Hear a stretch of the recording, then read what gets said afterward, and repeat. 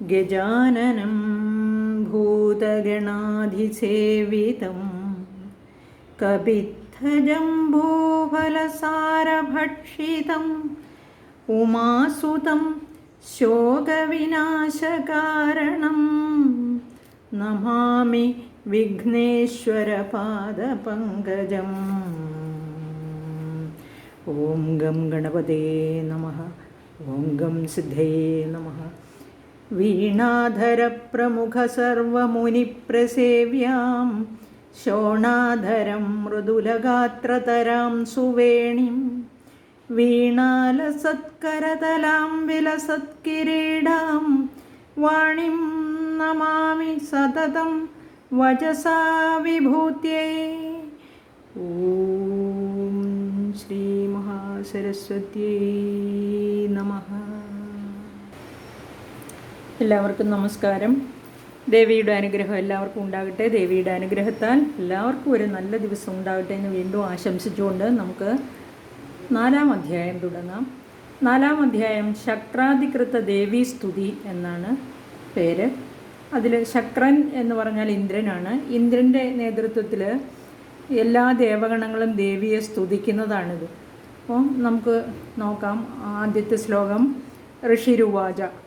അടുത്ത ശ്ലോകം ശക്രാദയസുരഗണാ നിഹതേതി വീര്യേ തസ്മിൻ ദുരാത്മനി സുരാരിബലേ ച ദേവ്യ താം തുഷ്ടു പ്രണതി നമ്രശിരോധരാം സ വാഗ്ഭിപ്രഹർഷ പുളകോദ്ഗമചാരുദേഹാ.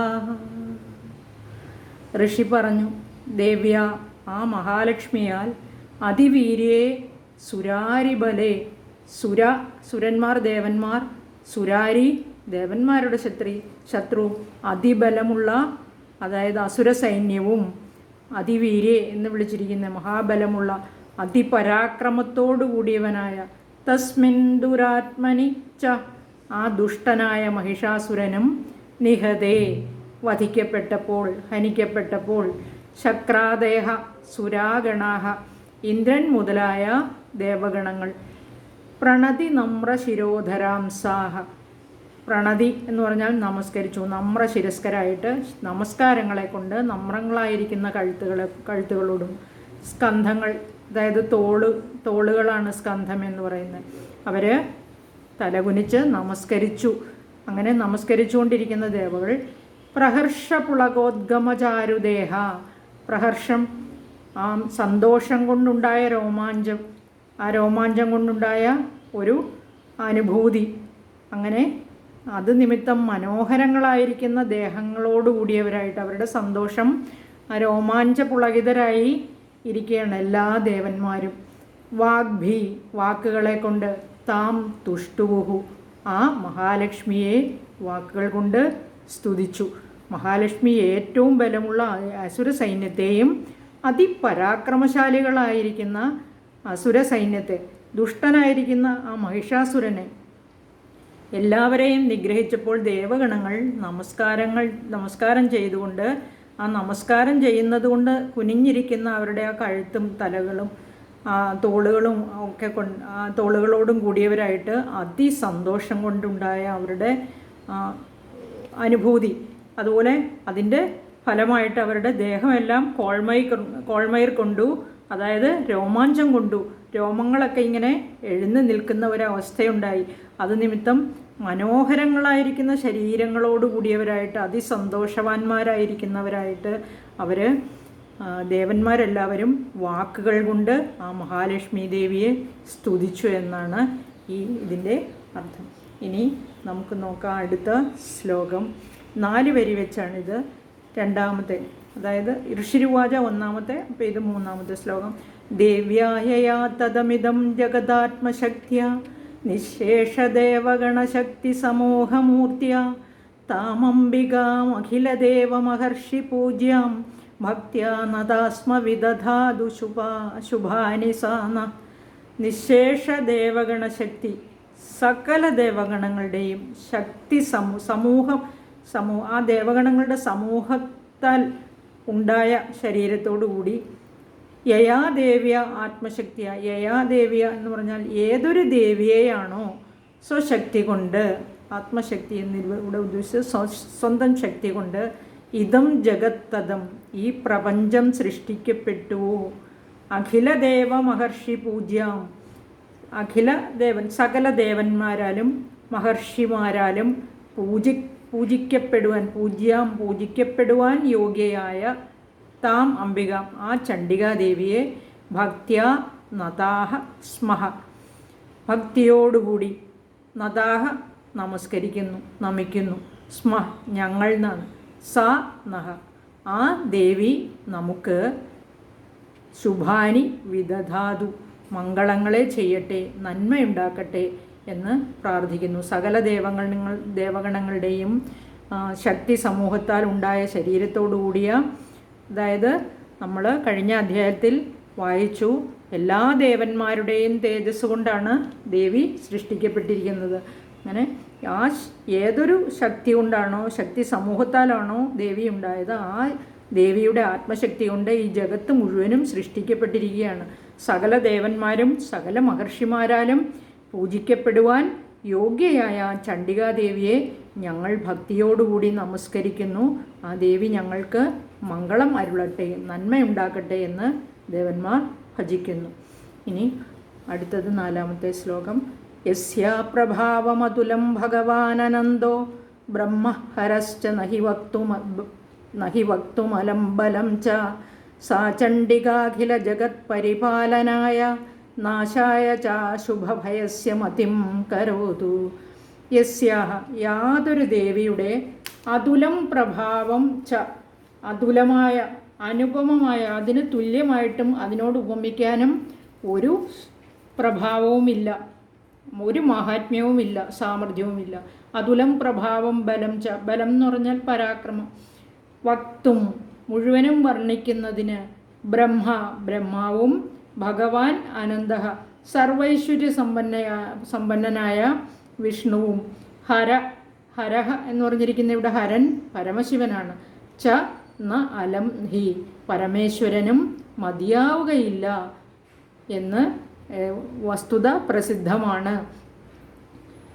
സ ചണ്ഡിക ആ ചണ്ഡികാദേവി അഖില ജഗത് പരിപാലനായ സകല ജഗത്തിനെയും സകല ലോകത്തിനെയും നല്ലവണ്ണം സംരക്ഷിക്കുന്നതിനും അശുഭഭയസ്യ അശുഭങ്ങളിൽ നിന്നുണ്ടാകുന്ന ഭയത്തിൻ്റെ നാശായ മതിം കരോതു നാശത്തിനും ബുദ്ധിയെ ചെയ്യട്ടെ എന്ന് പറഞ്ഞാൽ ബുദ്ധി ഉണ്ടാക്കട്ടെ എന്നർത്ഥം. ഇനി യാതൊരു ദേവിയുടെ നിസ്തുല്യമായ അതുലമായ അനുപമമായ മാഹാത്മ്യവും സാമർഥ്യവും മുഴുവനും വർണ്ണിക്കുന്നതിന് ബ്രഹ്മാവും അതുപോലെ സർവൈശ്വര്യ സമ്പന്നനായ മഹാവിഷ്ണുവും പരമേശ്വരനും മതിയാകുകയില്ല എന്നുള്ളത് പ്രസിദ്ധമായിട്ടുള്ള കാര്യമാണ്. ആ ചണ്ഡികാദേവി സകല പ്രപഞ്ചത്തെയും പരിപാലിക്കുന്നതിനായും അശുഭങ്ങളിൽ നിന്നുണ്ടാകുന്ന ഭയത്തെയും അതുപോലെ ഭയത്തെ നീക്കുന്നതിനും അതുപോലെ അനിഷ്ടങ്ങളായ കാര്യങ്ങളുടെ നാശത്തിനായും മനസ്സ് വയ്ക്കട്ടെ എന്ന് ഇവിടെ പ്രാർത്ഥിക്കുകയാണ്. ഇനി 5-ാമത്തെ ശ്ലോകം. യാ ശ്രീ സ്വയം സുകൃതിനാം ഭവനേഷ്വലക്ഷ്മീ പാപാത്മനാം കൃതധിയാം ഹൃദയേഷു ബുദ്ധി ശ്രദ്ധാ സതാം കുലജനപ്രഭവസ്യ ലജ്ജാ താം ത്വാം നതാസ്മ പരിപാലയ ദേവി വിശ്വം. യാതൊരു ദേവി, ശ്രീ എന്ന് പറഞ്ഞാൽ ഐശ്വര്യമാണ്, നമുക്കറിയാം. സ്വയം തന്നെ ദേവി സ്വയം തന്നെ സുകൃതിനാം സുകൃതികളായവർ എന്ന് പറഞ്ഞാൽ പുണ്യം ചെയ്തവർ, പുണ്യവാന്മാർ. ഭുവനേഷു ഭുവനങ്ങളിൽ ഭവനേഷു ആണ്, ഭുവനേഷു അല്ല, ഭവനേഷു ഭവനങ്ങളിൽ ഗ്രഹങ്ങളിൽ സമ്പത്തായും ഐശ്വര്യലക്ഷ്മിയായും പാപാത്മന എന്ന് പറഞ്ഞാൽ പാപികളായവരുടെ വീടുകളിൽ അലക്ഷ്മി, ലക്ഷ്മിയുടെ വിപരീത പദമാണ് അലക്ഷ്മി എന്ന് പറഞ്ഞാൽ മൂശേട്ടാന്ന് നമ്മൾ പറയും. അതായത് അലക്ഷ്മി എന്ന് പറഞ്ഞാൽ മൂദേവി, ശ്രീയില്ലാത്ത അവസ്ഥയാണ്. കൃതധിയാം ഹൃദയേഷു വിദ്വാൻമാരുടെ ഹൃദയങ്ങളിൽ ബുദ്ധിയായും, കൃതധിയാം ഹൃദയേഷു വിദ്വാൻമാർ അതായത് അറിവുള്ളവർ പണ്ഡിതന്മാരുടെ ഹൃദയങ്ങളിൽ ബുദ്ധിയായും, ഇവിടെ സതാം എന്ന് പറഞ്ഞിരിക്കുന്ന സത്തുക്കളായവരുടെ ഹൃദയങ്ങളിൽ അതായത് ശ്രദ്ധ എന്ന് പറഞ്ഞാൽ ഭക്തിയുണ്ട്, അതുപോലെ സൽക്കർമ്മനിഷ്ഠ ധർമ്മമനുസരിച്ച് ജീവിക്കുന്നതിനുള്ള നിഷ്ഠ അതായും, കുലജനപ്രഭവസ്യ സത്കുലത്തിൽ ജനിച്ചവരുടെ ഹൃദയങ്ങളിൽ, കുലജനങ്ങളുടെ നല്ല കുലത്തിൽ ജനിച്ച ആളുകളുടെ ഹൃദയത്തിൽ ലജ്ജയായും ഭവിക്കുന്നുവോ. താം ത്വാം ആ നിന്തിരുവടിയെ നദാഹ സ്മ ഞങ്ങൾ നമസ്കരിക്കുന്നു. ദേവി അല്ലയോ ദേവി എന്ന് വിളിച്ചിരിക്കുകയാണ് ദേവിയെ. വിശ്വം പരിപാലയ ലോകത്തെ രക്ഷിച്ചാലും എന്ന് വീണ്ടും പ്രാർത്ഥിക്കുന്നു. ഇനി അടുത്ത അത് ഒന്നുകൂടെ. യാതൊരു ദേവി സ്വയം പുണ്യവാന്മാരുടെ ഭവനങ്ങളിൽ ശ്രീയായും ഐശ്വര്യലക്ഷ്മിയായും പാപികളുടെ ഭവനങ്ങളിൽ അലക്ഷ്മിയായി, അതായത് മൂശേട്ട അല്ലെങ്കിൽ ജ്യേഷ്ഠ ഭഗവതി അലക്ഷ്മി എന്നൊക്കെ പറയാം. വിദ്വാൻമാരുടെ ഹൃദയങ്ങളിൽ ബുദ്ധിയായിട്ട്, അതുപോലെ സത്തുക്കളുടെ ഹൃദയങ്ങളിൽ അത് കുബുദ്ധിയായിട്ട് ആസ്തിക്യ ബുദ്ധിയായി, അതായത് ആസ്തികൻ നാസ്തികൻ എന്ന് പറഞ്ഞാൽ ആസ്തികന്മാർ ഭക്തിയുള്ളവരും ഭക്തി ഇല്ലാത്തവരാണ്. ഇവിടെ ആസ്തിക്യ ബുദ്ധി എന്ന് പറഞ്ഞാൽ ഭക്തിയോടെ ഭജിക്കാനുള്ള ബുദ്ധി. സത്കുലജാതന്മാരുടെ നല്ല കുലത്തിൽ ജനിച്ചവരുടെ ഹൃദയങ്ങളിൽ ലജ്ജയായും ഭവിക്കുന്നു. ലജ്ജ എന്ന് പറഞ്ഞാൽ നാണമല്ല, ദൈവഭയത്തെയാണ് ഇവിടെ ഉദ്ദേശിച്ചിരിക്കുന്നത്. ആ നിന്തിരുവടിയെ ഞങ്ങൾ നമസ്കരിക്കുന്നു. അല്ലയോ ദേവി, നിന്തിരുവടി ഈ ലോകത്തെ, ഈ ജഗത്തിനെ നല്ലവണ്ണം രക്ഷിച്ചാലും എന്ന് വീണ്ടും പ്രാർത്ഥിക്കുന്നു. ഇനി ശ്രദ്ധാരൂപിണിയായിട്ട് വേറെ ഒരു ശ്ലോകത്തിൽ ഇതെല്ലാം വിസ്തരിച്ച് പറയുന്നുണ്ട്, നമുക്ക് നോക്കാം. അടുത്തത് 6-ാമത്തെ ശ്ലോകം. കിം വർണ്ണയാമ തവ രൂപം അചിന്യമേതത് കിം ചാതിവീര്യം അസുരക്ഷയകാരി ഭൂരി കിം ചാഹവേഷു ചരിതാനി തവാദിയാനി സർവേഷു ദേവ്യസുരഗണ ദേവഗണാദികേഷു കിം വർണ്ണയാമ തവ രൂപം അചിന്യമേതത് കിം ചാതിവീര്യം അസുരക്ഷയകാരി ഭൂരി കിം ചാഹവേഷു ചരിതാനി തവാദിയാനി സർവേഷു ദേവ്യസുരദേവഗണാദികേഷു. ദേവി അല്ലയോ ദേവി എന്ന് സംബോധന ചെയ്യുകയാണ് ദേവിയെ. സർവേഷു ദേവഗണാദികേഷു സകല അസുരദേവഗണങ്ങളിലും അചിന്യം ചിന്തിക്കാൻ പറ്റാത്തത്, വിചാരിക്കാൻ പാടില്ലാത്തത്, തവ ഏതത് രൂപം നിന്തിരുവടിയുടെ ഈ രൂപത്തെ കിം വർണ്ണയാമ ഞങ്ങളെങ്ങനെ വർണ്ണിക്കുന്നു എന്ന് ചോദിക്കുകയാണ്. അതായത് ദേവിയുടെ ഈ ചിന്തിക്കാൻ പറ്റാത്ത രൂപം ഞങ്ങളെങ്ങനെ വർണ്ണിക്കും. ഭൂരി അസുരക്ഷയകാരി, ഏറ്റവും കൂടുതൽ അസുരനാശം ചെയ്യുന്ന. ഭൂരി ഇവിടെ ഭൂരിഭാഗം, ഏറ്റവും കൂടുതൽ എന്നുള്ള അർത്ഥമാണ്. അതിവീര്യം അതായത് പരാക്രമത്തോടു കൂടിയ, അത്യുത്കൃഷ്ടമായ പരാക്രമത്തോടു കൂടിയ. കിം ഞങ്ങൾ എങ്ങനെ, ആഹവേഷു യുദ്ധങ്ങളിൽ, യാനി ആരോ ചിലർ, അതിചരിതാനി അത്യുത്കൃഷ്ടങ്ങളായ വീരകർമ്മങ്ങളുണ്ടോ, താനിം കിം അവയും ഞങ്ങളെങ്ങനെ വർണ്ണിക്കുന്നു എന്നാണ് ചോദിച്ചിരിക്കുന്നത്. അതായത് അല്ലയോ ദേവി, സകല അസുരദേവഗണാദികളിലും വിചാരിക്കുവാൻ പാടില്ലാത്ത രീതിയിലുള്ള നിന്തിരുവടിയുടെ ഈ രൂപത്തെയും, അത് ചിന്തകൾക്ക് അപ്പുറമാണ്, നമ്മുടെ മനസ്സിലെ ഭാവനയ്ക്ക് അപ്പുറമാണ്. അധികമായി അസുരനാശത്തെ ചെയ്യുന്ന നിന്തിരുവടിയുടെ ഉത്കൃഷ്ട പരാക്രമത്തെയും യുദ്ധങ്ങളിൽ നിന്തിരുവടിയുടെ അത്യുത്കൃഷ്ടങ്ങളായ വീരകർമ്മങ്ങളെയും ഞങ്ങളെങ്ങനെ വർണ്ണിക്കുന്നു എന്ന് ചോദിച്ചാൽ വർണ്ണിക്കാൻ വാക്കുകളില്ല. അത് അല്ലയോ ദേവി, വാസ്തവത്തിൽ അങ്ങ് അനിർവാച്യം തന്നെ, അതായത് വാക്കുകൾക്ക് അതീതമാണ്. അചിന്യം എന്നുദ്ദേശിച്ചിരിക്കുന്നത് ചിന്തിക്കുവാൻ പോലും പറ്റാത്ത രീതിയിലുള്ളത്. അതുപോലെ അനന്യസാധാരണമായ സാമർഥ്യത്തെയാണ് അതിവീര്യം കൊണ്ട് ഉദ്ദേശിച്ചിരിക്കുന്നത്. അല്ലെങ്കിൽ അനന്യസാധാരണങ്ങളല്ല, അസാധാരണങ്ങളായ ചേഷ്ടകൾ, പ്രവൃത്തികളാണ്. ഇനി അടുത്ത ശ്ലോകം നമുക്ക് നോക്കാം. 7-ാമത്തെ ശ്ലോകം. ഹേതുസമസ്ത ജഗദാം ത്രിഗുണാഭിദോഷൈർ ന ജ്ഞായസേ ഹരിഹരാദിഭിരപ്യപാര സർവാശ്രയാഖിലമിദം ജഗദം ശഭൂതമവ്യാകൃതാ ഹി പരമാ പ്രകൃതിസ്ത്വമാദ്യ. സമസ്ത ജഗദാം എല്ലാ ജഗത്തിനും, അതായത് എല്ലാ ലോകത്തിനും, ഹേതുഹു കാരണം, മൂലകാരണം നിന്തിരുവടിയാകുന്നു. ത്രിഗുണ അഭി സത്വരജസ് തമോ ഗുണങ്ങളാണ് 3 ഗുണങ്ങൾ എന്ന് പറഞ്ഞിരിക്കുന്നത്. ആ ത്രിഗുണ അപി എന്ന് പറഞ്ഞാൽ ഓൾസോ, ത്രിഗുണങ്ങളോട് കൂടിയവളാണെങ്കിലും ദോഷൈഹി ന ജ്ഞായസേ, അതുപോലെ രാഗാദിദോഷങ്ങളാൽ അടിമപ്പെടുന്നില്ല. രാഗദോഷ വിഷയങ്ങൾക്ക് ആ വിഷയങ്ങൾക്ക് അടിമയാക്കപ്പെടുന്നില്ല, അത് ബാധിക്കുന്നില്ല എന്നർത്ഥം. ഹരിഹരാദിഭി, ഹരി വിഷ്ണു, ഹരൻ ശിവൻ. അപ്പോൾ വിഷ്ണു ശിവന്മാർ, വിഷ്ണു രുദ്രാദികളാൽ പോലും അപാര, അറിയപ്പെടാത്തവളാകുന്നു. അപി അപാര. സർവാശ്രയ, സർവത്തിനും ആശ്രയമായിട്ടുള്ളവളാകുന്നു, എല്ലാവരാലും ആശ്രയിക്കപ്പെടുന്നവളാകുന്നു അങ്ങ്. ഇതം അഖിലം ജഗത്, ഈ ഇതം അഖിലം ജഗത് എന്ന് പറഞ്ഞാൽ ഈ ജഗത്ത് മുഴുവനും, ഈ ലോകം മുഴുവനും അംശഭൂതം, നിന്തിരുവടിയുടെ അംശമായി ഭവിച്ചതാണ്. ത്വം അവ്യാകൃത, അതുപോലെ ഇവിടെ നിന്തിരുവടി, അവിടുന്ന് ദേവി അല്ലയോ, ദേവി അങ്ങ് വികാരഹീനയാകുന്നു, ഇമോഷൻസിനൊന്നും ബാധിക്കാൻ പറ്റാത്ത രീതിയിൽ, അതിനും പരമാണ് ദേവി. ഹി, എന്തുകൊണ്ടെന്നാൽ പരമാത്മാവിന് ജീവഭാവത്തെ ഉണ്ടാക്കുന്ന ആദ്യയായ പ്രകൃതി അവിടുന്ന് തന്നെയാകുന്നു. സത്വരജസ് തമോ ഗുണങ്ങളോട് കൂടിയവളാണെങ്കിലും, അതായത് ത്രിഗുണ എന്ന് പറഞ്ഞിരിക്കുന്ന സകല ജഗത്തുകൾക്കും മൂലകാരണം ദേവി അല്ലയോ ദേവി അവിടുന്നാണ്. എങ്കിലും രാഗാദിദോഷങ്ങളാൽ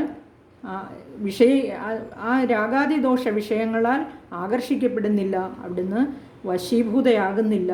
നിന്തിരുവടി വിഷ്ണു രുദ്രാദികളാൽ, അതായത് പരമശിവനാലും മഹാവിഷ്ണുവിനാലും അറിയപ്പെടാത്തവളാകുന്നു, സർവത്തിനും ആശ്രയമായിട്ടുള്ളവളാകുന്നു.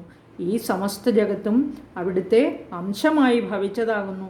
ഈ ലോകം തന്നെ അവിടുത്തെ അംശമാണെങ്കിലും അവിടുന്ന് നിന്തിരുവടി 6 വിധ വികാരങ്ങളോട് കൂടാത്തവളാണ്. എന്തുകൊണ്ടെന്നാൽ, അതായത് ഇന്ദ്രിയങ്ങളാണ് നമുക്ക് മറ്റുള്ള അനുഭൂതികളൊക്കെ ഉണ്ടാക്കുന്നത്, ആ ഇന്ദ്രിയങ്ങളെ ജയിച്ചവളാണ്. ആത്മാവിന് ജീവഭാവത്തെ ഉണ്ടാക്കുന്ന മൂലപ്രകൃതിയും അവിടുന്ന് തന്നെയാകുന്നു എന്ന് പറഞ്ഞിരിക്കുകയാണ് ദേവഗണങ്ങൾ. അവ്യാകൃത എന്ന് പറഞ്ഞിരിക്കുന്നത് നമ്മൾ മറ്റെല്ലാം ഉണ്ടാകുന്നതിന് മുമ്പുള്ളവളാണ്. അതുകൊണ്ട് തന്നെ ആദ്യ എന്ന് പറഞ്ഞിരിക്കുന്നത് ഇവിടെ ആദ്യം ഉണ്ടായത് എന്നാണ് അർത്ഥം അവിടെ. ഇനി ഭൂമി, ഇവിടെ ദേവിയുടെ മായാരൂപം ഹേതുവായിട്ടാണ് ദേവന്മാർ പോലും യഥാർത്ഥമായിട്ട് അറിയുന്നില്ല എന്ന് പറഞ്ഞിരിക്കുന്നത്. ഇപ്പം നമുക്ക് അറിയാം ദേവിയുടെ രൂപം എന്ന് പറഞ്ഞാൽ സഹസ്രം കൈകളോടുകൂടി, എല്ലാ കൈകളിലും ആയുധമേന്തി, 3 കണ്ണുകളോടുകൂടി 3 ലോകങ്ങളും നിറഞ്ഞിരിക്കുന്ന രൂപമാണ് കിരീടോല്ലിഖിതാംബരം എന്ന് നമ്മൾ പറഞ്ഞു. കിരീടം ആകാശത്തെ മുട്ടി നിൽക്കുകയാണ്, അത്ര വലിയ രൂപമാണ്. ആർക്കും വിചാരിക്കാൻ പോലും പാടില്ലാത്ത രീതിയിൽ. അല്ലയോ ദേവി അവിടുന്ന് അവധിയില്ലാത്തവളും അന്തമില്ലാത്തവളും ആകുന്നു, സർവത്തിനും ആശ്രയമായിട്ടുള്ളവളാകുന്നു. ഈ ജഗത്ത് മുഴുവനും മഹാമായ കൊണ്ട് നിന്തിരുവടിയുടെ അംശമായി ഭവിച്ചതാകുന്നു എന്ന് ദേവന്മാർ പറയുകയാണ്. അല്ലെങ്കിൽ ആരാലും വധിക്കപ്പെടാത്തവളാകുന്നു, യുദ്ധത്തിൽ ശത്രുക്കളെ ഹിംസിക്കുന്നവളുമാകുന്നു എന്നിങ്ങനെ പല വിശേഷണങ്ങൾ കൊണ്ട് ദേവിയെ സ്തുതിക്കുകയാണ്. അടുത്തത് 8ാമത്തെ ശ്ലോകം. യസ്യാ സമസ്തസുരതാ സമുദീരണേന തൃപ്തിം പ്രയാതി സകലേഷു മഖേഷു ദേവി സ്വാഹാസി വൈ പിതൃഗണസ്യ ച തൃപ്തിഹേതുരുച്ചാര്യസ്യ ത്വമത ഏവ ജനൈസ്വധാജ. ദേവി അല്ലയോ ദേവി, യസ്യാഹ സമുദീരണേന, യാതൊരു സ്വാഹയുടെ ഉച്ചാരണം കൊണ്ട്. സ്വാഹ എന്ന് പറയുന്നത് നമുക്കറിയാം, ഇങ്ങനെ മന്ത്രങ്ങൾ, ദേവപോഷിണിയാണ് അതിൻ്റെ. അതായത് മന്ത്രം ജപിച്ച് നമ്മൾ ഹവിസ് ഹോമിക്കുമ്പോൾ, ഹോമകുണ്ടത്തിലേക്ക് അർപ്പിക്കുമ്പോൾ ഉള്ള പുറപ്പെടുവിക്കുന്ന ശബ്ദമാണ് ഈ സ്വാഹ. അപ്പോൾ ആ യാതൊരു സ്വാഹയുടെ ഉച്ചാരണം കൊണ്ട് സകലേഷു മഖേഷു, സകല യജ്ഞങ്ങളിലും, സമസ്ത സുരത, എല്ലാ ദേവസമൂഹവും, അതായത് എല്ലാ ദേവന്മാരും, തൃപ്തിം പ്രയാതി, തൃപ്തിയെ പ്രാപിക്കുന്നു. വൈ സ്വാഹാചാസി, പ്രസിദ്ധമായ ആ സ്വാഹ എന്നത് അവിടുന്ന് തന്നെയാകുന്നു എന്നാണ് പറയുന്നത്. പിതൃഗണസ്യ, പിതൃക്കളുടെ കൂട്ടത്തിന്, തൃപ്തിഹേതു ഹു ത്വം, തൃപ്തിക്ക് കാരണവും, അതായത് പിതൃക്കൾക്ക് കർമ്മം ചെയ്യുമ്പോൾ നമ്മൾ ഉപയോഗിക്കുന്ന ശബ്ദമാണ് സ്വധ, അതായത് പിതൃപോഷിണി. ആ പിതൃക്കളുടെ കൂട്ടത്തിന് തൃപ്തിക്ക് കാരണവും നിന്തിരുവടി തന്നെ. ത്വം സ്വാഹ ത്വം സ്വധ എന്ന് നമ്മൾ 1ാം അധ്യായത്തിൽ പഠിച്ചു കഴിഞ്ഞു. അപ്പോൾ പിതൃഗണസ്യ, പിതൃക്കളുടെ കൂട്ടത്തിനും തൃപ്തിയെ കൊടുക്കുന്നത് അവിടുന്ന് തന്നെയാണ്. അതിന് കാരണഹേതു, തൃപ്തിഹേതു, ആ തൃപ്തിക്ക് ഹേതു, കാരണം അവിടുന്ന് തന്നെയാണ്. അതയേവ ജനൈഹി, അത് ഹേതുവായിട്ട് തന്നെ, അത് കാരണം കൊണ്ട് തന്നെ ജനങ്ങളാൽ, ജനൈഹി ജനങ്ങളാൽ, സ്വധാ ച ഉച്ചാര്യസേ, സ്വധ എന്ന് ഉച്ചരിക്കപ്പെടുന്നു ജനങ്ങളാൽ. അവർ പിതൃപോഷണത്തിനായി സ്വധ എന്നുച്ചരിക്കുന്നു, ദേവപോഷണത്തിനായി സ്വാഹ എന്നുച്ചരിക്കുന്നു. ഈ ഉച്ചരിക്കപ്പെടുന്ന ഈ സ്വധ സ്വാഹ ഇതെല്ലാം ദേവി തന്നെയാണ് എന്ന് പറഞ്ഞിരിക്കുന്നു. അല്ലയോ ദേവി, യാതൊരു സ്വാഹയുടെ സമ്യക്കാകും വണ്ണമുള്ള ഉച്ചാരണം കൊണ്ട് സകല യജ്ഞങ്ങളിലും സമസ്ത ദേവഗണങ്ങളും അവിടുത്തെ തൃപ്തിയെ പ്രാപിക്കുന്നു. അതുപോലെ ആ പ്രസിദ്ധയായ ആ സ്വാഹ എന്നത് അവിടുന്ന് തന്നെയാകുന്നു. അതുപോലെ പിതൃഗണത്തിന് തൃപ്തിക്ക് ഹേതുവും അവിടുന്ന് തന്നെ. എന്തുകൊണ്ടെന്നാൽ അത് ഹേതുവായിട്ട് തന്നെയാണ് ജനങ്ങൾ പിതൃകർമ്മങ്ങളിൽ അവിടുത്തെ സ്വധ എന്നുച്ചരിക്കുന്നത് എന്ന് പറഞ്ഞിരിക്കുന്നു. അടുത്തത് 9ാമത്തെ ശ്ലോകം. യാ മുക്തിഹേതുരവിചിന്യ മഹാവ്രതാത്വം അഭ്യസ്യസേ സുനിയതേന്ദ്രിയതത്വസാരൈ മോക്ഷാർദ്ധിഭിർമുനിഭിരസ്തസമസ്തദോഷൈ വിദ്യാസി സാ ഭഗവതി പരമാഹി ദേവി.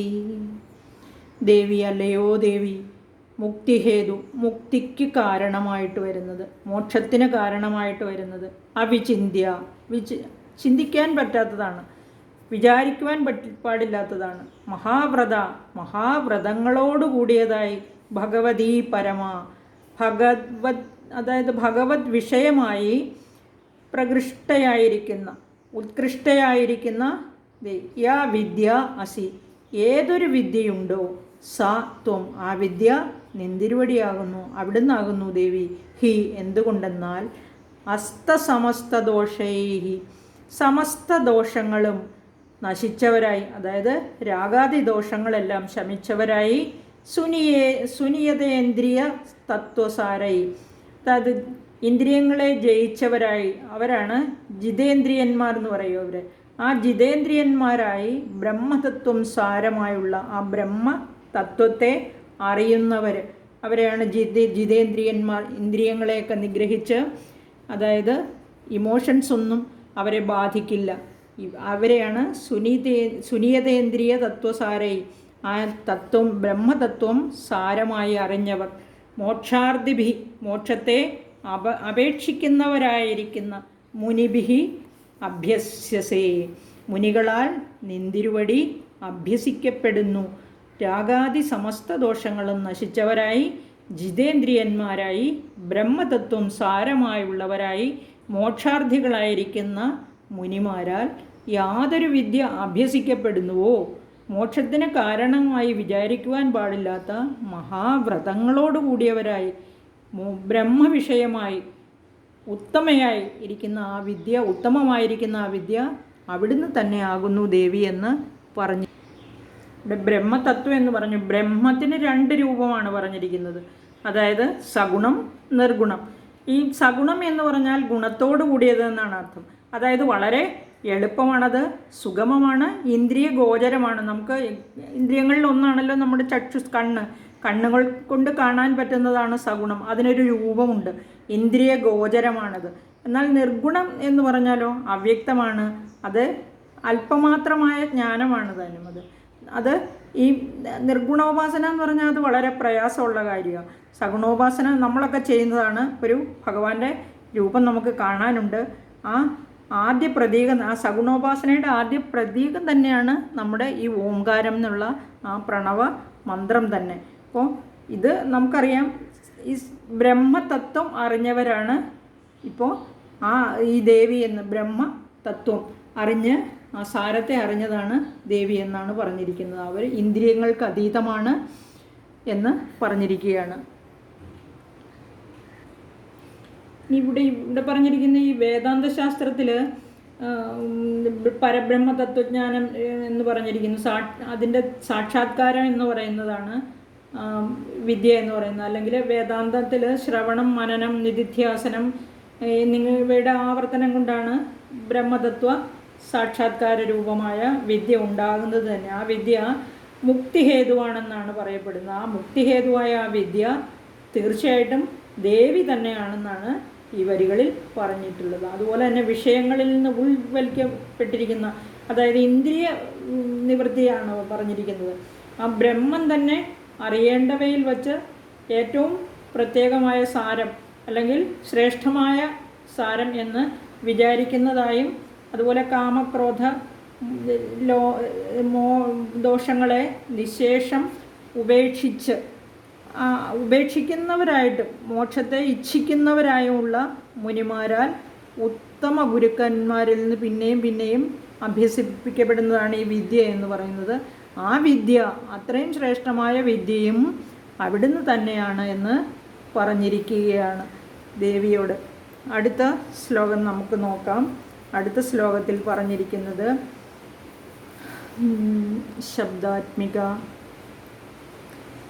ശബ്ദാത്മിക സുവിമലർഗ്യജുഷാം നിധാനം ഉദ്ഗീതരമ്യ പദപാഠവതാം ച സാമ്നാം ദേവീം ത്രയീ ഭഗവതി ഭവഭാവനായ വാർത്താ ച സർവജഗദാം പരമാർത്തിഹന്ത്രി. ഇതെല്ലാം ദേവിയോടുള്ള പ്രാർത്ഥനയാണ്. ഇത് വളരെ വിശേഷപ്പെട്ടതാണ്.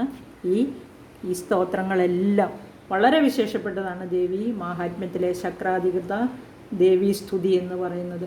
ഇവിടെ ശബ്ദാത്മിക, ദേവിക്ക് ശബ്ദബ്രഹ്മരൂപമാണ് പറഞ്ഞിരിക്കുന്നത്. ദേവി അല്ലയോ ദേവി, അവിടുന്ന് ശബ്ദബ്രഹ്മരൂപിണിയാണ് എന്ന് പറഞ്ഞിരിക്കുകയാണ്.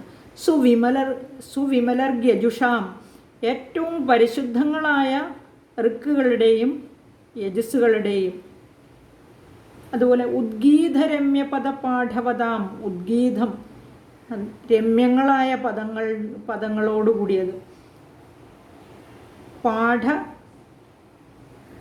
പാഠവതാം പാഠങ്ങളോടുകൂടിയത്, സാംനാം ച സാമവേദത്തിലെ കാര്യമാണ്. ഋഗ്വേദം, യജുർവേദം, സാമവേദം. സാംനാം ച സാമവേദങ്ങളുടെയും നിധാനം ആശ്രയം. ഇവിടെ 4 വേദങ്ങളെയാണ് പറഞ്ഞിരിക്കുന്നത്. ആ 4 വേദങ്ങളുടെയും ആ പാഠം എന്ന് പറയുന്നത് എല്ലാം അതിൻ്റെ എല്ലാ ആശയവും ആശ്രയവും നിന്തിരുവടി തന്നെയാകുന്നു എന്ന് പറഞ്ഞിരിക്കുകയാണ്. സാംനാം ച നിധാനം. നിധാനം ഇവിടെ ആശ്രയം എന്ന്, അവലംബം എന്ന് പറയാം. ഭഗവതി, ഐശ്വര്യാദി സമ്പന്നയായ നിന്തിരുവടി ഭഗവതി. ത്രയീ, വേദത്രയ രൂപമാകുന്നു എന്നാണ് പറഞ്ഞിരിക്കുന്നത് ഇവിടെ. ഇപ്പോൾ ഋഗ്വേദം, യജുർവേദം, സാമവേദം. അഥർവവേദം എന്ന് പറഞ്ഞാൽ അത് നല്ല സത്തായിട്ട് കൂട്ടിയിട്ടില്ല. അഥർവവേദം ദുഷ്കർമ്മങ്ങൾ, ദുരാചാരങ്ങൾ, ആഭിചാരങ്ങളെയാണ് ഉദ്ദേശിക്കുന്നതെന്നാണ് അഥർവവേദം. അങ്ങനെയാണ് എനിക്ക് തോന്നുന്നത്. അപ്പോൾ അതുകൊണ്ടാണ് ഇവിടെ ത്രയീ എന്ന് പറഞ്ഞിരിക്കുന്നത്, വേദത്രയ രൂപ എന്ന് പറഞ്ഞിരിക്കുന്നത്. ഭവഭാവനായ, ഭവം ഇവിടെ സംസാരം, അതായത് ലോകത്തെയാണ് സൂചിപ്പിക്കുന്നത്. ഭവഭാവനായ എന്ന് പറഞ്ഞാൽ സംസാരം, ലോകത്തുള്ള എല്ലാ പ്രവർത്തികൾക്കും ശ്രേഷ്ഠകൾക്കും, വാർത്ത, പരമ, അതുപോലെ കൃഷി, അതുപോലെയുള്ള എല്ലാ പ്രവർത്തികളുടെയും സർവോത്തമയായ, അതുപോലെ സർവജഗതാം അഖില ലോകങ്ങളുടെയും ആർത്തിഹന്ത്രി ച പീഡാനാശിനിയും നിന്തിരുവടി തന്നെ. നമുക്ക് കൃഷി കൊണ്ട് നമുക്ക് ഭക്ഷണം കഴിക്കാനുള്ളതാണ് കിട്ടുന്നത് അല്ലേ. അതുപോലെ നമ്മളെ നിലനിർത്തുന്നത് തന്നെ ആഹാരം അല്ലേ, അതിലൊരു ഘടകമല്ലേ ആഹാരം എന്ന് പറയുന്നത്. അപ്പോൾ ഇവിടെ പറഞ്ഞിരിക്കുന്ന ഉദ്ഗീത പദം കൊണ്ട്, അതായത് 5ആയി ഭാഗിച്ചിരിക്കുന്ന സാമവേദത്തിൻ്റെ 2ാം ഭാഗം ഉത്തമമായതുകൊണ്ടാണ് അങ്ങനെ പറഞ്ഞിരിക്കുന്നത്. രമ്യപദപാഠ എന്ന് പറഞ്ഞാൽ ദേവതാ പദങ്ങളുടെ സമൂഹങ്ങളെ കൊണ്ട് നിറയ്ക്കപ്പെട്ടത്. ആദ്യകാലങ്ങളിൽ ഈ വേദങ്ങളെല്ലാം ബ്രാഹ്മണർ മാത്രമാണ്, ഇപ്പോഴും അങ്ങനെ തന്നെ പഠിക്കുന്നുണ്ടായിരുന്നുള്ളൂ അല്ലേ. അപ്പോൾ അവർ ഉത്കൃഷ്ടരാണ് വേദം പഠിക്കുന്നവരോ ആയതുകൊണ്ട് എന്നാണ് പറയപ്പെടുന്നത്. ഭാവനായ വാർത്ത, സംസാരാനുവർത്തനത്തിലുള്ള, അതായത് നിലനിൽക്കുന്നതിനായിട്ടുള്ള കൃഷിയാദി രൂപിണി. ഈ കൃഷി കാര്യങ്ങളുടെയൊക്കെ ദേവി തന്നെയാണ്, അതിൻ്റെ എല്ലാം രൂപവും ആശ്രയവും. വാർത്ത എന്നിവിടെ പറഞ്ഞിരിക്കുന്നത് നമ്മുടെ വർത്തമാനമല്ല, ഉപജീവന മാർഗത്തിനെയാണ് വാർത്ത എന്ന് പറഞ്ഞിരിക്കുന്നത്. അത് വാർത്താച്ച സർവജഗതാം, ഭവഭാവനായ വാർത്താച്ച സർവജഗതാം പരമാർത്തിഹന്ത്രി. ആർത്തിഹന്ത്രി എന്ന് പറഞ്ഞാൽ ദേവി പഞ്ചകൃത്യപരായണയാണ്, അതുകൊണ്ടാണ് അനുഗ്രഹ കൃത്യത്തോടു കൂടിയവൾ എന്നാണ് ആർത്തിഹന്ത്രി എന്ന് പറഞ്ഞിരിക്കുന്നത്.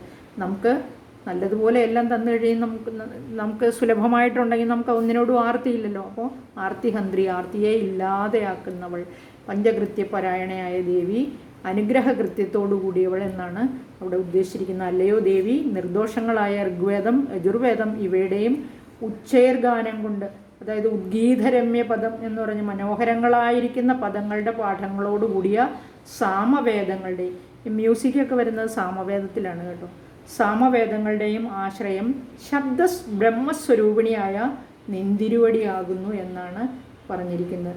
ഈ ഉദ്ഗീതം എന്ന് പറഞ്ഞിരിക്കുന്നത് സാമവേദത്തെ സംബന്ധിച്ച ഒരു വിഭക്തിയാണ്, അതിലുള്ളതാണത്. അത് സംഗീതം പഠിക്കുന്നവർക്കൊക്കെ അറിയാമായിരിക്കും. അതുകൊണ്ട് മനോഹരങ്ങളായ വിശേഷത്തോടു കൂടി ഇരിക്കുന്ന പദങ്ങളുടെ പാഠത്തോടു കൂടിയത് എന്ന് നമുക്ക് മനസ്സിലാക്കാം. ഉദ്ഗീത രമ്യ പദപാഠവതാം എന്ന് പറഞ്ഞിരിക്കുന്നത്. ഇനി അതുപോലെ വേണമെങ്കിൽ നമുക്ക് പ്രണവമന്ത്രത്തിനെയും കൂട്ടാം. ഉദ്ഗീതം എന്നുള്ളത് പ്രണവോങ്കാരത്തിന്. അപ്പോൾ ഉദ്ഗീതരമ്യ പദപാഠവതാം എന്നുള്ളത് 3 വേദങ്ങൾക്കും വിശേഷണമായിട്ടും വന്നിരിക്കുന്നു. ഇനി വേദത്രയ രൂപ വാർത്ത മനസ്സിലായി കാണുമെന്ന് ഞാൻ വിചാരിക്കുന്നു. ഇനി നമുക്ക് അടുത്തത് നോക്കാം. 11ാമത്തെ ശ്ലോകം. മേധാസി വൈ മേധാസി ദേവി വിദിതാഖില ശാസ്ത്രസാര ദുർഗാസി ദുർഗഭവസാഗര നൗരസംഗ ശ്രീകൈടഭാരി ഹൃദയൈകൃതാധിവാസ ഗൗരീ ത്വമേവ ശശിമൗലി ഹൃതപ്രതിഷ്ഠ. അല്ലയോ ദേവി, ഇവിടെ മേധാസി ദേവി എന്ന് വിളിച്ചിരിക്കുക. അല്ലയോ ദേവി, വിദിതാഖില ശാസ്ത്രസാര. വിദിതം എന്ന് പറഞ്ഞാൽ അറിയപ്പെട്ടിരിക്കുന്ന എല്ലാ ശാസ്ത്രതത്വങ്ങളോടും കൂടിയ. മേധ അസി, ഇവിടെ അസി എന്ന വാക്കിന് വാള എന്നല്ല അർത്ഥം. അതായത് ധരിക്കുന്നതിന് സാമർഥ്യമുള്ള ബുദ്ധിയായി ഭവിക്കുന്നു. ഒരു കാര്യം നമുക്ക് മനസ്സിലാക്കാനുള്ള ബുദ്ധിയാണ് ഈ ധരിക്കുന്നതിന് സാമർഥ്യമുള്ള ബുദ്ധി. ധരിക്കുക ഇവിടെ മനസ്സിലാക്കുക. അതായത് മേധ അസി, നമുക്ക് മനസ്സിലാക്കാനുള്ള ആ സാമർഥ്യത്തെ തരുന്ന, ആ കഴിവിനെ തരുന്ന ബുദ്ധിയായി അവിടുന്ന് ഭവിക്കുന്നു. ദുർഗഭവസാഗര നൗരസംഗ. ദുർഗം എന്ന് പറഞ്ഞാൽ വളരെ ദുർഗമമായത്, ദുസ്തരമായത്. ഈ സംസാര സമുദ്രം, അതായത് ലോകമാകുന്നത് ഒരു സമുദ്രമാണ്. ആ സമുദ്രത്തിലെ ചെറുതും വലുതുമായ ജീവികൾ, ക്ഷുദ്രജന്തുക്കളുണ്ട്, നല്ല ജന്തുക്കളുണ്ട്. അതൊക്കെയാണ് നമ്മൾ അങ്ങനെയാണ് സങ്കല്പിക്കേണ്ടത്. ആ സംസാര സമുദ്രം കടന്നു പോകാൻ ഒരു തോണിയായിട്ട് സാഗരൻ ഔരസംഗ. അപ്പോൾ ആ ഭവസാഗരം, ലോകമാകുന്ന ഈ സമുദ്രത്തിൽ കടന്നു പോകാൻ ഉള്ള അസംഗ, അദ്വിതീയായിരിക്കുന്ന അസംഗ. അദ്വിതീയ എന്ന് പറഞ്ഞാൽ രണ്ടാമതൊന്നില്ല, ഒന്നേ ഉള്ളൂ. അദ്വിതീയായിരിക്കുന്ന ദുർഗ അസി, ദുർഗയായും ഭവിക്കുന്നു. ദേവി, അല്ലയോ ദേവി വിളിച്ചിരിക്കുകയാണ്, സംബോധന ചെയ്യുകയാണ്. കൈടഭാരി ഹൃദയൈക കൃതാധിവാസ. നമ്മൾ വായിച്ചു, മധു കൈടഭന്മാരെ കൊന്നു. കൈടഭ അരിയാണ് കൈടഭാരി. കൈടഭൻ്റെ അരിയാണ് ആര്? ഇവിടെ വിഷ്ണുവിൻ്റെ മാറിടത്തിൽ വസിക്കുന്ന ലക്ഷ്മി ദേവി അവിടെ നിന്നാണെന്നാണ് പറഞ്ഞിരിക്കുന്നത്. കൈടഭാരി മഹാവിഷ്ണു, ഹൃദയൈക കൃതാധിവാസ. ആ മഹാവിഷ്ണുവിൻ്റെ ഹൃദയത്തിൽ, മാറിടത്തിൽ വസിക്കുന്ന ലക്ഷ്മി ദേവിയും. ശശിമൗലി കൃതപ്രതിഷ്ഠ. ശശി ചന്ദ്രനാണ്. ചന്ദ്രമൗലി ആരാണ്? ചന്ദ്രമൗലി ചന്ദ്രശേഖരനായ ശ്രീ പരമേശ്വരൻ തന്നെ. ആ പരമേശ്വരനിലിരിക്കുന്ന പാർവതി പ്രതിഷ്ഠ, ഗൗരി, അതും അവിടുന്ന് തന്നെ. ത്വം ഏവ, അവിടുന്ന് തന്നെ എന്ന് പറഞ്ഞിരിക്കുകയാണ്. മേധാസി ദേവി വിദിതാഖില ശാസ്ത്രസാര ദുർഗാസി ദുർഗഭവസാഗര നൗരസംഗ ശ്രീകൈടഭാരി ഹൃദയൈകൃതാധിവാസ ഗൗരീ ത്വമേവ ശശിമൗലി കൃതപ്രതിഷ്ഠ. അല്ലയോ ദേവി, നിന്തിരുവടി അറിയപ്പെട്ടിരിക്കുന്ന എല്ലാ ശാസ്ത്രതത്വങ്ങളോടും കൂടിയ, ധരിക്കുന്നതിന് സാമർഥ്യമുള്ള ബുദ്ധിയായി, കടക്കാൻ പാടില്ലാത്ത സംസാര സമുദ്രത്തിന് ഒരു തോണിയായിട്ട് അവിടുന്നാണ്. അദ്വിതീയായിരിക്കുന്ന ദുർഗാദേവിയായിട്ടും അവിടുന്ന് തന്നെയാണ് ഇരിക്കുന്നത്. വിഷ്ണുവിൻ്റെ മാറിടത്തിലിരിക്കുന്ന ലക്ഷ്മി ദേവിയും അവിടുന്ന് തന്നെ. ചന്ദ്രശേഖരനായ പരമേശ്വരനിൽ വസിക്കുന്ന പാർവതീദേവിയും നിന്തിരുവടി തന്നെ. ദേവിയുടെ 3 രൂപത്തെ ഇവിടെ പറഞ്ഞിരിക്കുകയാണ്, ലക്ഷ്മി, പാർവതി, ദുർഗ. അതെല്ലാം അവിടുന്ന് തന്നെയാണെന്ന് പറഞ്ഞ് സ്തുതിക്കുകയാണ്. അസംഗാനൗ സംഗഹ സർവാത്മന ത്യാജ്യ എന്ന വചനം അനുസരിച്ച് സംഘമറ്റതിന് മാത്രമേ മറുകര കടത്തുന്നതിനുള്ള സാമർഥ്യമുള്ളൂ എന്ന് അർത്ഥം. ഇനി അസംഗ എന്ന് പറഞ്ഞാൽ വ്യാപ്തിയോട് കൂടാത്തവൾ എന്നും അർത്ഥമുണ്ട്. അല്ലെങ്കിൽ അദ്വിതീയ, അതായത് തോണി വലിക്കുന്നവൻ്റെയും ആ അമരത്തിരിക്കുന്ന തോണി വലിക്കുന്നത് കൊണ്ടാണല്ലോ നമുക്ക് അങ്ങേക്കര പോകാൻ പറ്റാൻ അതായത് മറുകര പറ്റാൻ സാധിക്കുന്നത്. അപ്പോൾ ആ സഹായം, തോണിക്കാരൻ്റെ സഹായം പോലും കൂടാതെ നമ്മളെ മറുകര എത്തിക്കാൻ പ്രാപ്തയാണ് ദേവി. ആ തോണിക്കാരനില്ലാത്ത തോണിയാണ് ദേവി എന്നാണ് ഇവിടെ പറഞ്ഞിരിക്കുന്നത്. ഇനി അടുത്തത് 12ാമത്തെ ശ്ലോകം. ഈഷൽ സഹാസമമലം പരിപൂർണചന്ദ്രബിംബാനുകാരി കനകോത്തമകാന്തികാന്തം അത്യത്ഭുതം ബൃഹൃതമാത്തരുഷാ ദധാഭി വക്ത്രം വിലോക്യ സഹസാ മഹിഷാസുരേണ. ഈഷത് സഹാസം അമലം. സഹാസം എന്ന് പറഞ്ഞാൽ ഹാസത്തോടുകൂടി, ചിരിയോടുകൂടി. ഈഷത് എന്ന് പറഞ്ഞാൽ അല്പം. ദേവിയുടെ മുഖത്തേക്ക് നോക്കൂ, അല്പം ചിരിച്ച മുഖമാണ് നമ്മളെ തന്നെ നോക്കിക്കൊണ്ടിരിക്കുന്ന. ആ മുഖത്ത് അല്പം ചിരിയുണ്ട്, അല്പം ചിരിയോട് കൂടിയത്. അമലം എന്ന് പറഞ്ഞാൽ മലമില്ലാത്തത്, മനോഹരമായത് എന്നർത്ഥം. മലം മനോഹരമായ ആ ചെറു ചിരിയോട് കൂടിയ ദേവിയുടെ മുഖം. പരിപൂർണ ചന്ദ്രബിംബാനുകാരി, അതുപോലെ പൂർണ്ണ ചന്ദ്രബിംബത്തെ പോലെ തോന്നിക്കുന്ന, അതിനെ അനുകരിക്കുന്ന, ബിംബാനുകാരി അതിനെ അനുകരിക്കുന്ന, കനകോത്തമ കാന്തി കാന്തം വക്ത്രം. അതുപോലെ കനകം ഇവിടെ സ്വർണമാണ്. കനകത്തിൻ്റെ ആ ഉത്തമ കാന്തിയോടുകൂടിയ ശോഭാഢ്യ, അതായത് ശോഭയോടുകൂടിയ ആ മുഖമാണ് പറഞ്ഞിരിക്കുന്നത്. വക്ത്രം ഇവിടെ മുഖമായിട്ട് എടുക്കണം, വായ എന്നല്ല. ഇതിനു മുമ്പ് ഒരു ശ്ലോകത്തിൽ ഞാൻ പറഞ്ഞിരുന്നു വായ എന്നർത്ഥം. ഇവിടെ കനകോത്തമ കാന്തികാന്തം വക്ത്രം, ഉത്തമ സ്വർണത്തിൻ്റെ കാന്തിയോടുകൂടിയതും ശോഭയോടുകൂടിയതുമായ അവിടുത്തെ മുഖം എന്നാണ് ഉദ്ദേശിച്ചിരിക്കുന്നത്. തഥാപി വിലോക്യ, അപ്രകാരമെല്ലാം ആയിരുന്നിട്ടും കണ്ടിട്ടും, സഹസ വേഗത്തിൽ, ആത്തരുഷ കോപത്തോടു കൂടിയവനായ, മഹിഷാസുരേണ പ്രഹൃതം മഹിഷാസുരനാൽ പ്രഹരിക്കപ്പെട്ടു. അത്യത്ഭുതം, ഇത് അത്ഭുതമാണ്. അത് വളരെയധികം അത്ഭുതകരമായ ഒരു പ്രവൃത്തിയായി തോന്നുന്നു. പുഞ്ചിരിയോടുകൂടിയ പരിശുദ്ധമായ പൂർണ്ണചന്ദ്രബിംബത്തെ അനുകരിക്കുന്ന, അല്ലെങ്കിൽ അതിന് സമാനമായ ഉത്തമ കനകകാന്തി, അതായത് സ്വർണത്തിൻ്റെ ഹേമത്തിൻ്റെ കാന്തിയോടുകൂടിയ മനോഹരമായിരിക്കുന്ന അവിടുത്തെ മുഖം വളരെ മനോമോഹനമായിരിക്കുന്നു, സർവോത്കൃഷ്ടമായിരിക്കുന്നു. സർവോത്കർഷേണ അല്ലെങ്കിൽ പരമമായ ഉത്കൃഷ്ടമായ അവിടുത്തെ മുഖം. അപ്രകാരമായിരുന്നിട്ടും അവിടുത്തെ കമലത്തെ കണ്ടിട്ട് അതിവേഗത്തിൽ കോപത്തോടു കൂടിയവനായ മഹിഷാസുരൻ പ്രഹരിച്ചല്ലോ. ഇത് വളരെ ആശ്ചര്യകരമല്ലേ, അത്ഭുതമല്ലേ എന്ന് പറയുകയാണ് ദേവന്മാർ. ഇപ്രകാരമുള്ള ദേവീ മുഖദർശനം കൊണ്ട് കാമക്രോധാദികളെല്ലാം നശിച്ച് നമ്മുടെ മനസ്സിന് ശുദ്ധി ഉണ്ടാവുകയും വേഗത്തിൽ സൂക്ഷ്മ തത്വജ്ഞാനം നിശ്ചയമായും ഉണ്ടാകേണ്ടതാകുന്നു. അങ്ങനെ ഇരിക്കെ ആ മുഖം കണ്ട് എങ്ങനെ മഹിഷാസുരൻ ഈ പാപം ചെയ്തു എന്നാണ് ഇവിടുത്തെ അർത്ഥം. അങ്ങനെ അവിടുത്തെ മുഖം കാണുമ്പോൾ എല്ലാ ദോഷങ്ങളും മാഞ്ഞ് മനസ്സിൽ നിന്ന് ചീത്ത ചിന്തകളെല്ലാം പോയി നന്മയുണ്ടാകേണ്ടതല്ലേ. അതെന്തുകൊണ്ട് മഹിഷാസുരൻ പിന്നെ അവിടുത്തെ പ്രഹരിച്ചു? അത് വളരെ അത്ഭുതകരമായിരിക്കുന്നു എന്ന് സാരം. ഇനി ഈ വിധം വളരെ മനോമോഹനമായ, എനിക്ക് തോന്നുന്നു നിങ്ങൾക്കും കാണാൻ പറ്റുന്നുണ്ടാവില്ലേ ദേവിയുടെ മനോഹരമായ കനകകാന്തിയോടുകൂടി ഉള്ള മുഖരൂപം കാണാൻ തോന്നുന്നുണ്ടെന്ന് എനിക്ക് തോന്നുന്നുണ്ട്. എല്ലാവരും ദേവിയെ നല്ലതുപോലെ സ്മരിച്ചോളൂ. ഇനി അടുത്ത ശ്ലോകം നോക്കാം, 13ാമത്തെ. ദൃഷ്ട്വാ തു ദേവി കുപിതം ഭൃഗുടീകരാളമുദ്യച്ഛശാങ്കസദൃച്ഛവി എന്ന സദ്യ പ്രാണാൻ മുമോജ മഹിഷസ്തദീവ ചിത്രം കൈർജീവ്യദേഹി കുപിതാന്തകദർശനേന. ഹേ ദേവി, അല്ലയോ ദേവി, കുപിതം കോപത്തോടു കൂടിയിരിക്കുകയാണ് ദേവി. ഭൃഗുടീകരാളം, അതുകൊണ്ട് കോപം കൊണ്ട് കരാളം എന്നാൽ ഭയങ്കരമായ ഒരു രൂപത്തെയാണ് ഉദ്ദേശിക്കുന്നത്. ഭൃഗുടീകരാളം, ഭൃഗുടി പുരികക്കൊടികളാണ്. ആ വളഞ്ഞ കോപത്തോടു കൂടിയവളായതുകൊണ്ട് ദേവിയുടെ പുരികക്കൊടികൾ ഇപ്പോൾ വളഞ്ഞ കാണപ്പെടുന്നത്. ഉദ്യത് ശശാങ്ക സദൃശ ഛവി ശോഭയാണ്. ഇനി ഉദ്യത് ശശാങ്കൻ ആരാണ്? ഉദിച്ചു പൊങ്ങുന്ന ശശാങ്കൻ എന്ന് പറഞ്ഞാൽ ചന്ദ്രൻ. ആ ഉദിച്ചു പൊങ്ങുന്ന ചന്ദ്രൻ, പൂർണ്ണചന്ദ്രനെ കാണുന്നത് തന്നെ മനസ്സിന് വളരെ കുളിർമയേകുന്ന അനുഭവമാണ്. അപ്പോൾ ഉദിച്ചു പൊങ്ങുന്ന ആ ചന്ദ്രൻ്റെ ശോഭയോടുകൂടിയ അവിടുത്തെ മുഖമാണ്. ആ മുഖം കാണുമ്പോൾ ഓർമ്മ വരുന്നത്, അതിനെ ഉപമിച്ചിരിക്കുന്നത് ചന്ദ്രബിംബത്തോടാണ്, ഉദിച്ചുയരുന്ന ചന്ദ്രബിംബത്തോട്. അതിന് ശരിക്കും ഒരു റെഡിഷ് കളറാണ് ഉദ്ദേശിച്ചിരിക്കുന്നത്. അതാണ് ദേവിയുടെ മുഖത്തിന് കോപം കൊണ്ടുള്ള ആ മുഖം പറഞ്ഞിരിക്കുന്നത്. മുഖം കൊണ്ട് രാഗാകുലമായി തീർന്ന, രാഗം കളറിനെയാണ് ഉദ്ദേശിക്കുന്നത്.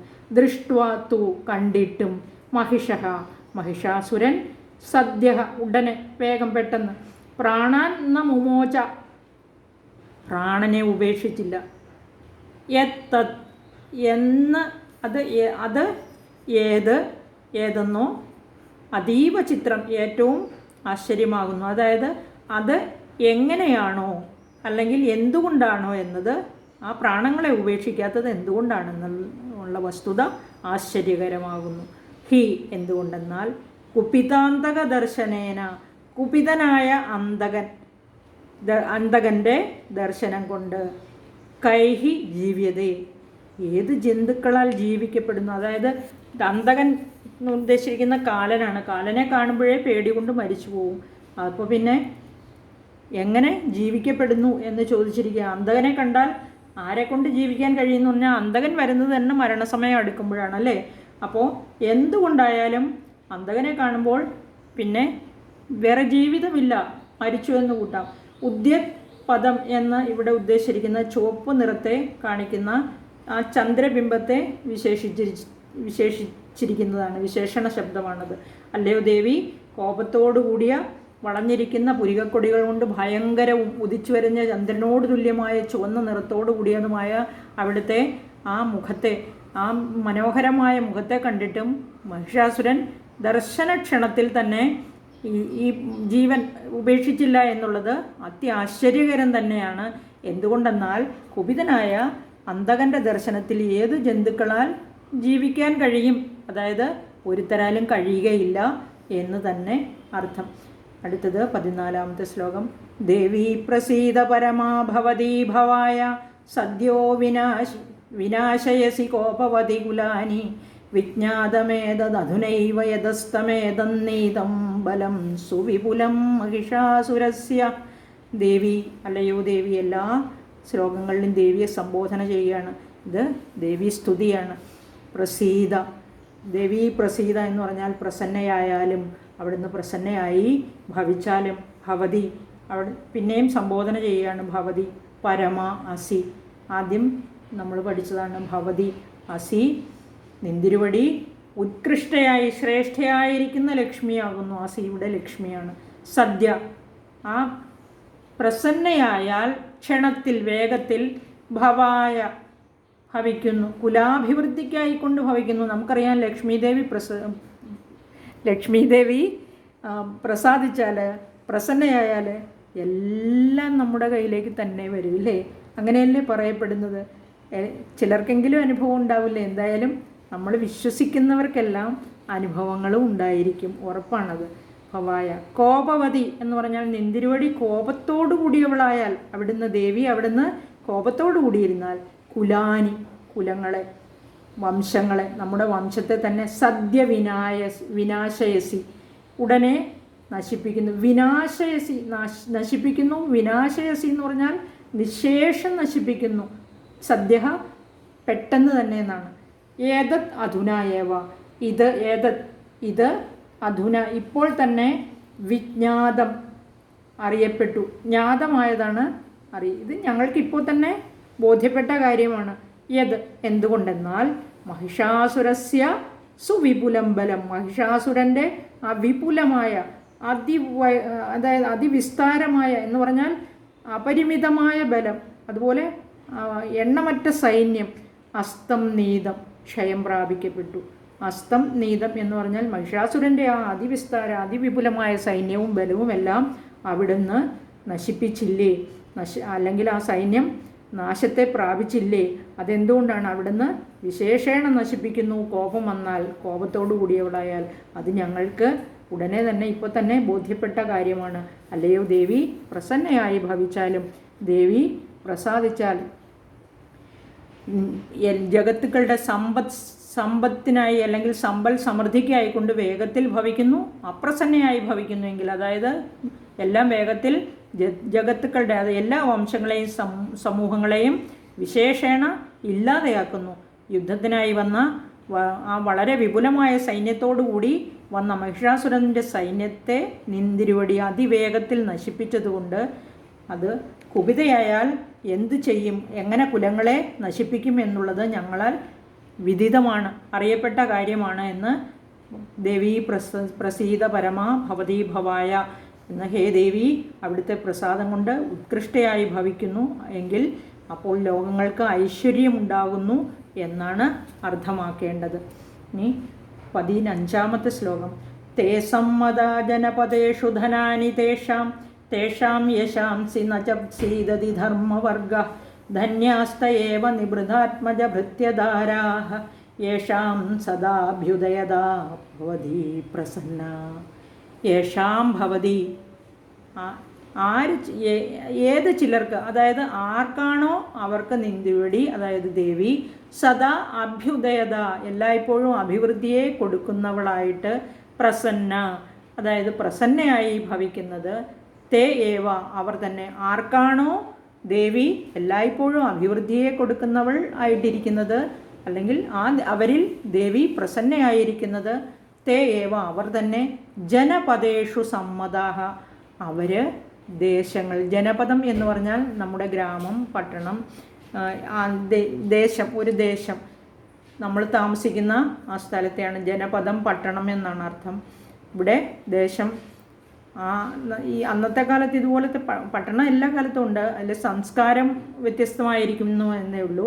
അതുപോലെ തന്നെ അവരുടെ ജീവിത രീതികളും വ്യത്യസ്തമായിരിക്കും. ജനപദേഷു സമ്മതാഹ എന്ന് പറഞ്ഞിരിക്കുന്ന ദേശങ്ങളിൽ അവർ സജ്ജനങ്ങളായിരിക്കും, അതുപോലെ തന്നെ മറ്റുള്ളവരാൽ ബഹുമാന്യരുമായിരിക്കും, അതായത് സമ്മതന്മാരായിരിക്കും എന്നർത്ഥം. തേഷാം ധനാനി അവർക്ക് തന്നെ ധനങ്ങൾ, തേഷാം യശാംസി അവർക്ക് തന്നെ കീർത്തികളും ഉണ്ടാകും. ധർമ്മവർഗ ച ന സീദതി ധർമാദി പുരുഷാർത്ഥങ്ങളും അവർക്ക് നശിക്കുന്നില്ല. ധർമ്മം അത് ധർമ്മമാർഗത്തിൽ ചരിക്കുന്നവരായിരിക്കും, മറ്റുള്ളവരാൽ ആദരിക്കപ്പെടുന്നവരായിരിക്കും. പുരുഷാർത്ഥങ്ങൾ 4: ധർമ്മം, അർത്ഥം, കാമം, മോക്ഷം. അതൊന്നും നശിക്കുന്നില്ല. നിഭൃതാത്മജ ഭൃത്യധാരാഹ ധന്യാഹ അവർ നിഭൃതാത്മജൻ എന്ന് പറഞ്ഞാൽ വിനീതന്മാരായ പുത്രന്മാരോടും ഭൃത്യന്മാരോടും ദാരങ്ങൾ ഭാര്യമാരോടും കൂടി ധന്യരായി തേയേവ ധന്യരായി ജീവിക്കുന്നതും അവർ തന്നെയാകുന്നു. ധന്യാഹ ധന്യന്മാരായിരിക്കുന്നു. അല്ലയോ ദേവി, എല്ലായ്പ്പോഴും അഭിവൃദ്ധിയെ കൊടുക്കുന്ന അവിടുന്ന് ആരിൽ പ്രസന്നയായി ഭവിക്കുന്നുവോ ലോകത്തിൽ അവർ സജ്ജന സമ്മതന്മാരും ധനികന്മാരും കീർത്തിമാന്മാരും അതുപോലെ ക്ഷയിക്കാത്ത നാശമില്ലാത്ത ധർമാദി പുരുഷാർത്ഥങ്ങളോടുകൂടിയവരും പുണ്യവാന്മാരും വിനീതന്മാരായ സത്പുത്രന്മാരും അതുപോലെ ഭൃത്യന്മാർ ഭാര്യമാരോട് കൂടിയവരും അവർ തന്നെയാകുന്നു. ദേവിയുടെ പ്രസന്നത കൊണ്ടുണ്ടാകുന്ന ഫലമാണ് പറഞ്ഞിരിക്കുന്നത്. ഇനി ഇത് മുതൽ നമുക്ക് നോക്കാം. അടുത്തതും ഇത് തന്നെയാണ് പറയുന്നത്. ദേവി പ്രസാദിച്ചാൽ എന്തൊക്കെ ഫലങ്ങളെ കിട്ടും എന്നാണ്. 16-ാമത്തെ ശ്ലോകം. ധർമ്മ്യാണി ദേവി സകലാനി സദൈവ കർമാണ്യത്യാദൃത പ്രതിദിനം സുകൃതീകരോതി സ്വർഗം പ്രയാതി ച തതോദ്ഭവതി പ്രസാദാൽ ലോകത്രയേഭി ഫലദാ നനു ദേവി തേന. ദേവി, അല്ലയോ ദേവി, ഭവതി പ്രസാദം എന്ന് പറഞ്ഞാൽ അവിടുത്തെ പ്രസാദം കൊണ്ട് അവിടുന്ന് പ്രസാദിച്ചാൽ, പ്രസന്നയായാൽ, സുകൃതി പ്രതിദിനം പുണ്യവാനായ പുരുഷൻ, സത്പുരുഷൻ ദിവസം തോറും പ്രതിദിനം സദാ ഏവ അത്യാദൃത എല്ലായ്പ്പോഴും അധികമായ ആദരവോടുകൂടി സകലാനി സകല വിധങ്ങളായ സമസ്ത സുഖങ്ങളും ധർമ്മ്യാണി ധർമ്മം കൊണ്ട് പ്രാപിക്കപ്പെടേണ്ടതായ കർമാണി കരോതി അതായത് ബ്രഹ്മയജ്ഞാദികളെ ചെയ്യുന്നു.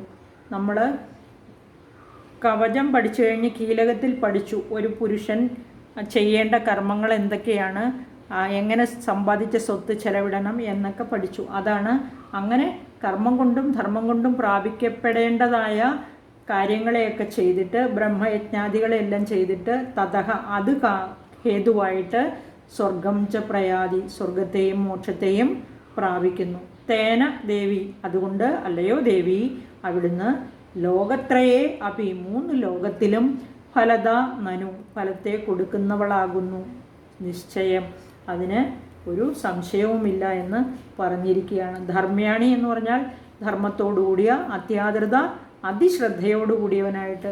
സ്വർഗം ബ്രഹ്മലോകം മുതലായ ലോകം നമുക്കറിയാം, മരിച്ചു കഴിഞ്ഞാൽ നമുക്ക് നല്ല പ്രവൃത്തി ചെയ്യുന്ന ഒരു സ്വർഗത്തിൽ പോകുന്ന നമ്മൾ പറയുന്നത് അല്ലേ.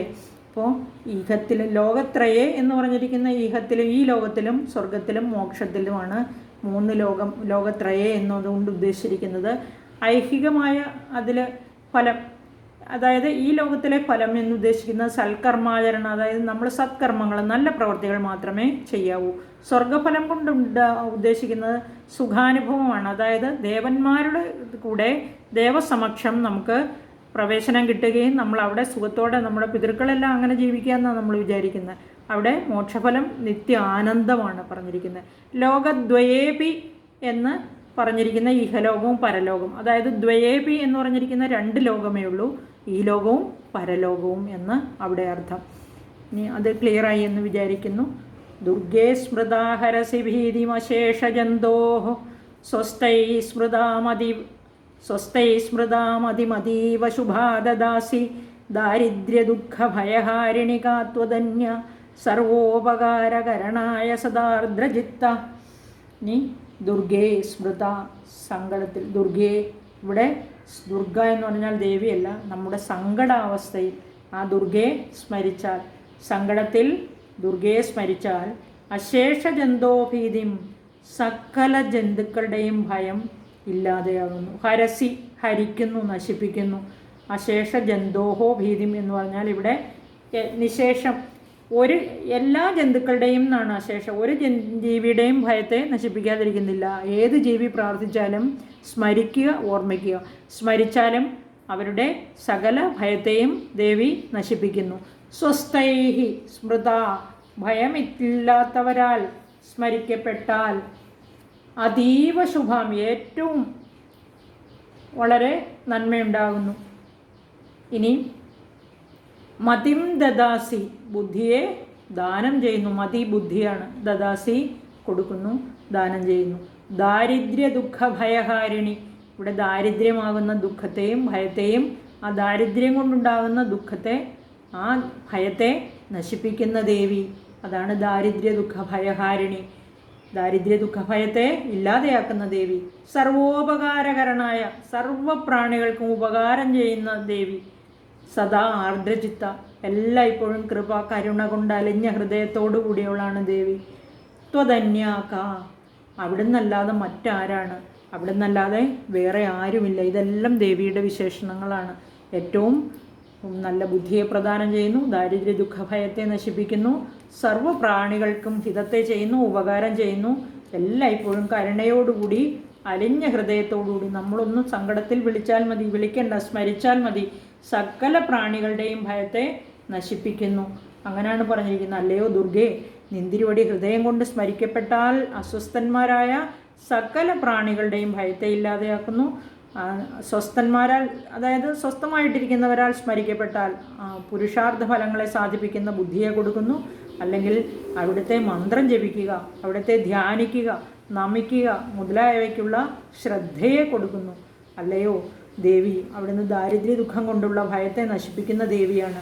എല്ലാ ഭക്തന്മാരിലും, ഭക്തിയില്ലാത്തവർ അഭക്തന്മാരിലും ഉദാസീനന്മാരിലും ശത്രുക്കളിൽ കൂടിയും ഉപകാരം ചെയ്യുന്നതിന് എല്ലായ്പ്പോഴും അലിഞ്ഞ മനസ്സോടു കൂടിയവളാണ് എന്ന് പറഞ്ഞിരിക്കുകയാണ്. അങ്ങനെയുള്ള മനസ്സോടു കൂടിയവളാണ്, അത് ദേവിയല്ലാതെ വേറെ ആരുമില്ല എന്ന് അർത്ഥം. അങ്ങനെ സങ്കടത്തിൽ അലിയുന്ന മനസ്സോടു കൂടിയവളായിട്ട് അവിടുന്ന് മാത്രമേ ഉള്ളൂ ദേവി എന്ന് ഇവിടെ പറഞ്ഞിരിക്കുന്നു. അടുത്ത ശ്ലോകം 18. ഏഭിർഹതൈർജഗതുപൈതി സുഖം തഥൈതേ കുർവന്തു നാമനരകായ ചിരായ പാപം സംഗ്രാമമൃത്യുമധിഗമ്യ ദിവം പ്രയാന്തു മത്വേതി നൂനമഹിതാൻ വിനിഹംസി ദേവി. ഏഭിഹി ഹതൈഹി, ഈ അസുരന്മാർ ഹനിക്കപ്പെട്ടവരായിട്ട്, ജഗത് സുഖം ഉപൈതി, ലോകം സുഖത്തെ പ്രാപിക്കട്ടെ, തഥ അപ്രകാരം,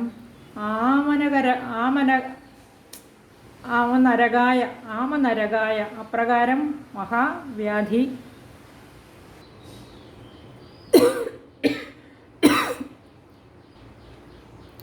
ഇവിടെ ദേവി ചിരായ പാപം ന കുറുവന്തു. ഇവിടെ കുറുവന്തു നാമ നരകായ എന്നുള്ളതിൽ എനിക്ക് തോന്നുന്നത് അവിടെ നാമ എന്ന് ആയിരിക്കത്തില്ല വാക്ക്, അവിടെ ന അമ്പ എന്നാവാനാണ്. കുറുവന്തു നാമ്പ ന അമ്പ എന്നാകാനാണ് സാധ്യത. നാമ എന്നുള്ളത് ശരിയായതായിരിക്കാൻ സാധ്യതയില്ല. ന അമ്പ എന്ന് പറഞ്ഞാൽ അങ്ങനെയാണെങ്കിൽ അല്ലയോ ദേവി, ഹേ അമ്പേ, ഹേ സർവജനനി, നിന്തിരുവടി സർവോപകാരത്തിനായിട്ട് സദാ കൃപയോടുകൂടി, അതായത് കൃപാർദ്രചിത്തയായിട്ട് ഭവിക്കുന്നു എന്നുള്ളതിന് സംശയമില്ല എന്നാകാനാണ് സാധ്യത. അതുകൊണ്ട് ഇവിടെ നമുക്ക് അത് അങ്ങനെ വായിച്ചാലും അർത്ഥം ഇങ്ങനെ എടുക്കണം. അതായത് കുറുവന്തു നാമ നരകായ ചിരായ പാപം എന്നുള്ളത്, നാമ നരകായ എന്നുള്ളത് ഇവിടെ അമ്പയായിരിക്കണം. എനിക്ക് ഒന്ന് പ്രാസം ഒപ്പിച്ച് അങ്ങനെ ഇരിക്കുന്നതാണ്. മീനിങ് ഇങ്ങനെ തന്നെയാണ് കറക്റ്റായിട്ട് വരിക. അപ്രകാരം ഇവിടെ സുഖം ഉപൈതി, ഈ കുറുവന്തു എന്ന മീനിങ് തന്നെയാണ്